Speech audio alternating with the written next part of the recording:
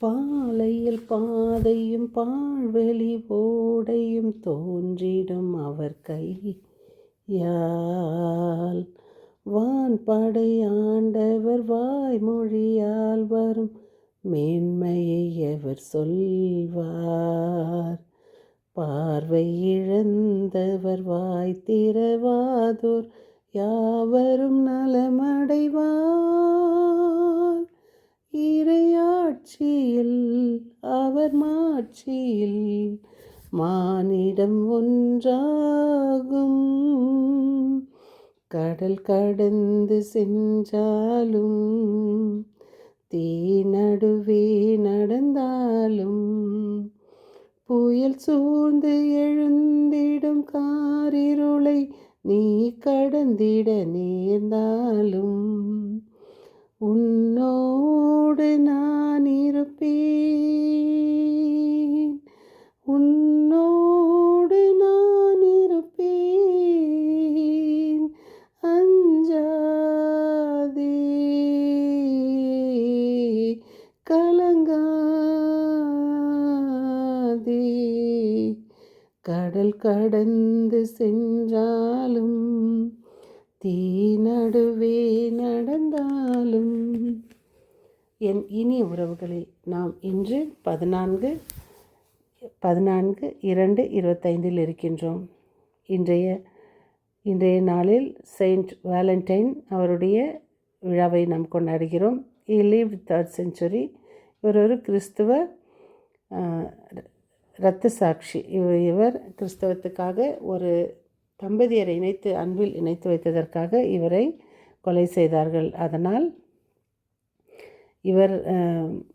இவருடைய வரலாறு இந்த மாதிரி. நாம் தொடரும் சங்கீத தொடர்ச்சி. ஆவியானவரின் அன்போடும் அன்னையின் அரவணைப்பிலும் 72 13 14 15. அவர்கள் உயிரை கொடுக்க கொடுமையினின்றும் வன்முறை நின்றும் விடுவிப்பார். அவர்கள் இரத்தம் அவர் பார்வையில் விலை மதிப்பற்றது. அவர்கள் நீடூடி வாழ்க. ஏழைகளின் உயிரை ஆண்டவர் காப்பாற்றுவார். வறியோருக்கும் ஏழைகளுக்கும் அவர் இரக்கம் காட்டுவார். ஏழைகளின் உயிரை காப்பாற்றுவார். இன்றைய வாசகம் தொடக்க நூல் 3:1-8. இன்றைய தூய நற்செய்தி வாசகம் மார்க் 7:31-37. காது கேளாதோர் கேட்கவும் பேச்சற்றோர் பேசவும் ஆண்டவர் செய்கின்றார். இயேசு எப்பத்தா என்றவுடன் காதுகள் திறக்கப்பட்டன, நாவும் கட்டவிழ்க்கப்பட்டன. ஆண்டவர் இன்றைய நாம் முதல் வாசகத்தில் பார்க்கும்போது, நீங்கள் கடவுளைப் போல் நன்மை தீமையை அறிவீர்கள் என்பது வஞ்சித்த பசாசு கடவுளின் மென்மை காற்று வீசிய பொழுதினிலே தோட்டத்தில் ஆண்டவராகிய கடவுள் உலவிக் கொண்டிருந்த ஓசை கேட்டது.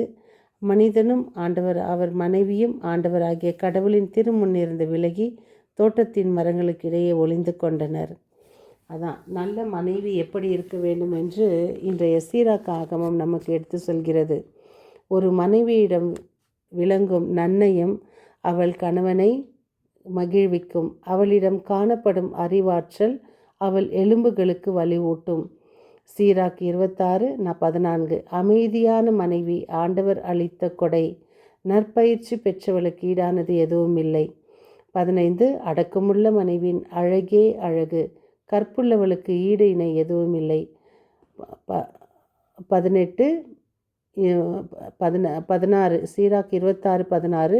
ஒழுங்கமைதி உடைய இல்லத்தில் விளங்கும் நல்ல மனைவியின் அழகு ஆண்டவர் உறையும் உயர்வானில் எழும் கதிரவனை போன்றது. தக்க பருவத்தில் மிளிரும் அவளது அழகு முகம் தூய விளக்கு தண்டின் மேல் ஒளிரும் விளக்கு போன்றது.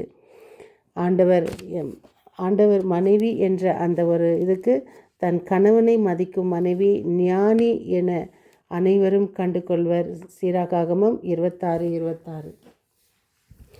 கடவுள் இணைத்ததை மனிதன் பிரிக்காது இருக்கட்டும் என்பது ஆண்டவர் நாம் செய்யும் ஒவ்வொரு பாவங்களையும் மன்னிக்கிறவர்.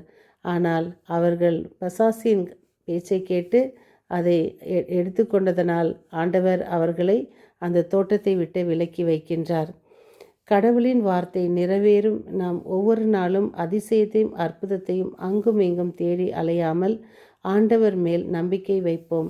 அன்னை மரியாவைப் போல இதை எலிசபெத் அம்மா மிகவும் அழகாக சொல்வார். கடவுளின் வார்த்தை நிறைவேறும் என்று நம்பிய மரியே நீ பேறு பெற்றவர் என்றார்.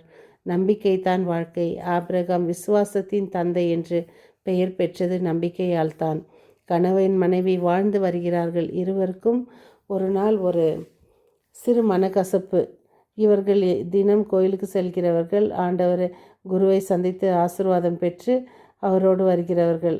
ஆனால் ஒரு நாள் இருவரும் வேண்டாம் நாம் பிரிந்து விடலாம் என்று குருவிடம் செல்கிறார்கள். குரு இவர்களுக்கு ஒரு நல்ல இதை சொல்கிறார். நீங்கள் கணவன் மனைவியுமாக எத்தனை ஆண்டு வாழ்ந்தீர்கள்? இவர்கள் அந்த ஆண்டை சொல்லும்போது, சரி உங்களுக்கு ஒரு சின்ன டெஸ்ட், நீங்கள் அதில் தோத்துட்டீங்கன்னா பிரிந்து விடுங்கள் என்று. அப்பொழுது அவர் சொல்கிறார், ஒரு பாட்டில் கொடுத்து நீங்கள் எங்கு தண்ணீர் எடுக்கிறீர்களோ அந்த தண்ணீர் அந்த இடத்திலிருந்து குறைய வேண்டும், ஆனால் இந்த பாட்டிலில் குறையக்கூடாது என்று. அதேபோல் இவர்கள் போய் எடுத்த இடத்தில் தண்ணீர் கொண்டு வந்து குருவிடம் காட்டுகிறார்கள். குரு, எங்கிருந்து கொண்டு வந்தீர்கள்? இவரும் கூட செல்கிறார். பார்த்தா அது ஒரு ஆறு ஓடிக்கொண்டே இருக்கு. ஆனால் அந்த ஆற்றில் எடுக்கும் தண்ணீர் குறையுமா? குறையவே குறையாது. அப்போ அந்த குரு சொல்கிறார், நீங்கள் தோற்று போய் விட்டீர்கள். நீங்கள் எடுத்த தண்ணீர் ஆற்று தண்ணீர், அது குறையாது. அதனால் அதுபோல்தான் உங்கள் அன்பும் வாழ்வும், நீங்கள் பிரிய முடியாது என்று. இதே போல்தான் கணவன் மனைவி அன்பு என்றுமே நிலையானது என்பதற்கு இது ஒரு எடுத்துக்காட்டு. அன்பிறைவா, கணவன் மனைவி என்ற அந்த உறவை நீர் ஏற்படுத்தினீர். அதில் முறிவும் பிரிவும் மற்றவர்களால் வராமல் பார்த்து கொள்ள இதோ உம்மிடம் ஜெபிக்கிறோம். மீண்டும் சந்திக்கும் வரை உங்கள் அன்பு தோழி.